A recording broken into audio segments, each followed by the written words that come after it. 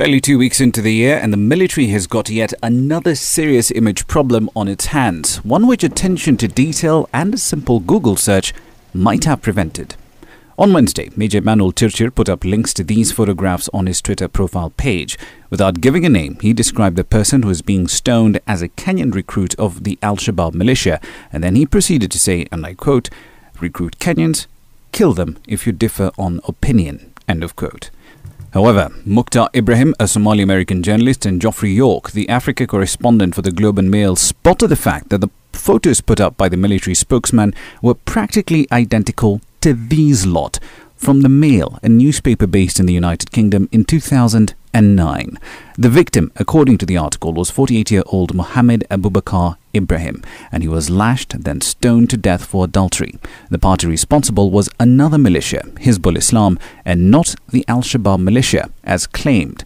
Hours later came the admission of error, with Major Emmanuel Chirchir saying, quote, "I take responsibility for posting an old photo, but the execution did happen on Tuesday." He adds, "It is a fact that a Kenyan was executed in Kismayo. 2 more are likely to be executed on Friday afternoon." End of quote.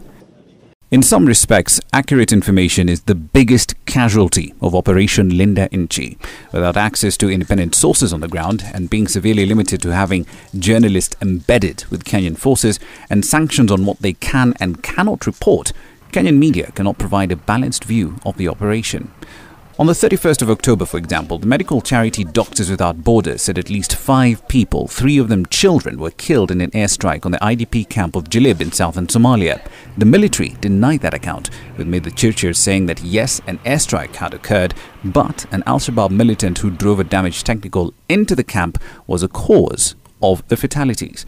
Without independent verification of hard facts, either one of these accounts could be true. Every statement I make today is backed up by sources, solid sources. These are not assertions. What we're giving you are facts and conclusions based on solid intelligence. The United States invasion of Iraq in 2003, supposedly to remove weapons of mass destruction, took a huge credibility hit it never quite recovered from. The question to those who are watching Operation Linda Inchi now, therefore, is, have we perhaps reached a similar point? If there's one fact from this glaring error on social media, however, it's that the Kenyan military, and by extension Operation Linda Inchi, has lost an enormous amount of credibility. For KISS TV, I'm Ramanyang.